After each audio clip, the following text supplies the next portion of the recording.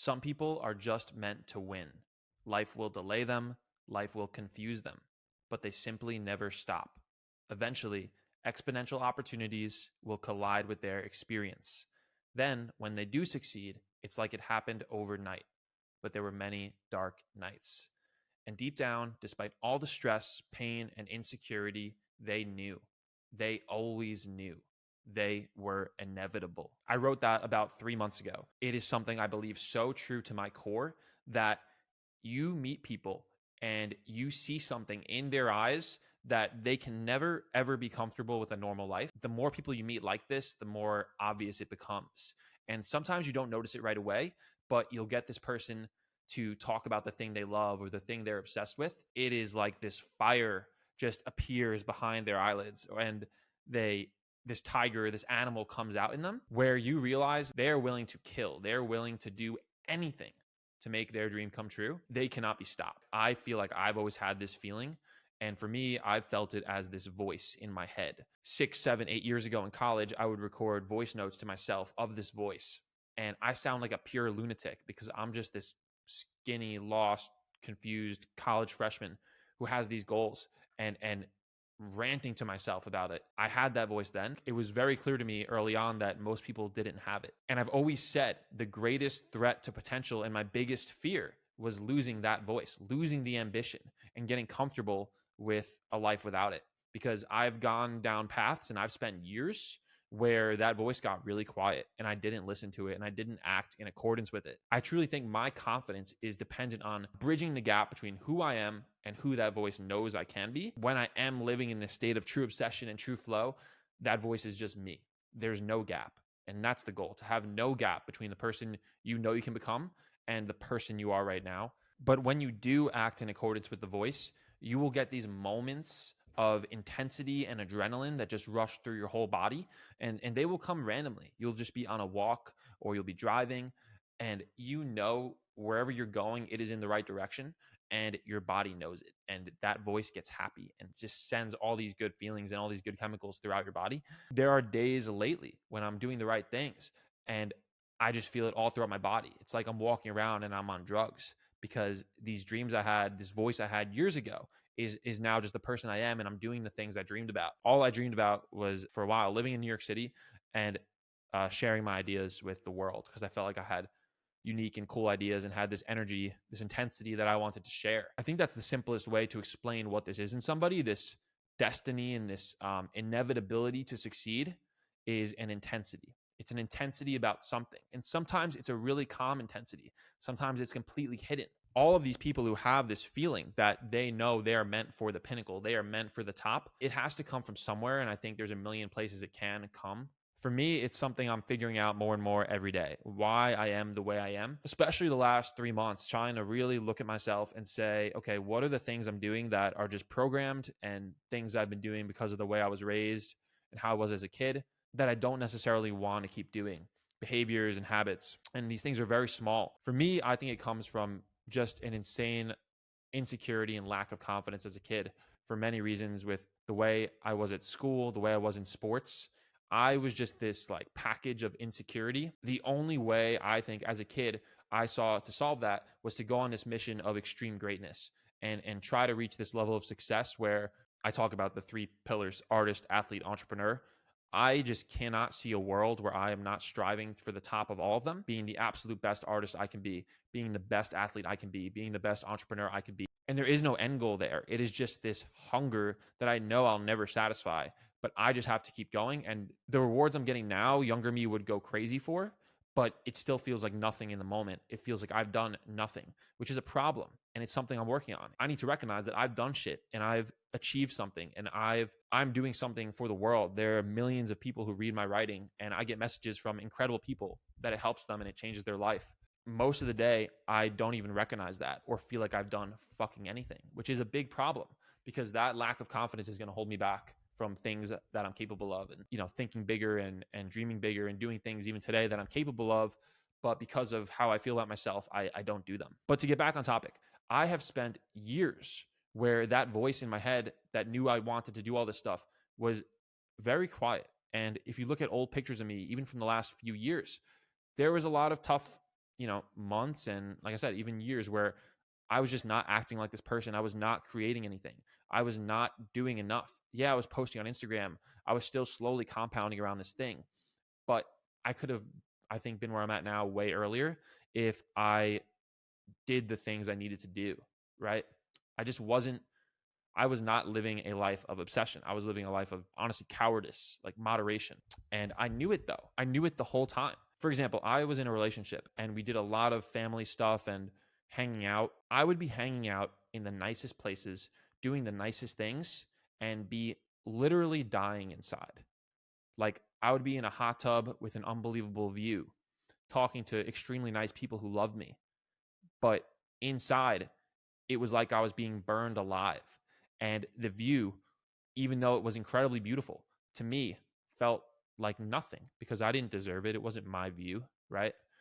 And I knew I was sitting there just fucking laying, like enjoying the bubbles when I have this mission I have to go on. And I'm sitting there, I'm like 230 pounds, feeling like a loser. And those moments stacked up, right?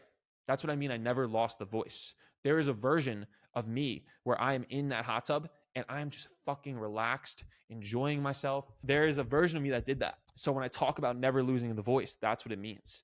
It means never turning off the part of your brain that knows it is not normal to be normal, right? And normal is whatever. There's no normal. It's the part of your brain that knows you are destined for something. And most people let it go. Most people let that part of themselves die, and it is really sad. And as you get to my age, which is like late 20s, early 30s, it's like boom, boom, boom, boom, boom. Those people just drop off, and those people drop off one by one. It's almost like this voice is a safe haven in your mind that you can go anytime you're stressed or you're in a bad situation.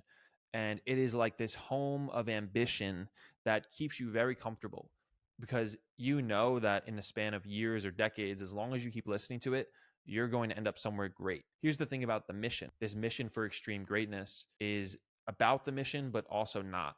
The right mission gives you everything you need, and it has nothing to do with completing the mission, right? The right mission gives you all the energy you need. It gives you goosebumps throughout the day. It helps you with heartbreak. It helps you with all the things you're struggling with because there's all this shit outside of you, but you can always come back to this one thing that is just yours and no one can take it away from you. Nobody. And that's the beautiful thing about this ambition is it is yours. It is free. And if you have it, you have it. And the only thing that matters is holding on to it and not letting it go. And the thing is, you just can't teach it. Like every single day or every week, I meet up with people who have these goals and these ideas. And when I get coffee with somebody, they're not crushing it with their dream yet. They're just on their way. Usually the coffee meetings go very similar. It's, okay, what is the problem? What is the resistance holding you back from doing this thing? And usually it's a bunch of these programmed responses, excuses, right? And maybe some of them are slightly valid, but usually none of them are. And I've gotten in the habit of, after those meetings, just I leave the person alone and I see what happens. And most of the time, nothing happens. And it's because there's nothing wrong with these people, but they either don't have this destiny for greatness, this voice in their head, or they do, and they just, it's a time of their life where it's quiet and it's, in the back of their mind, or it's just not dominating their life. When the voice dominates your life, you have no choice but to make it change because the voice becomes so loud.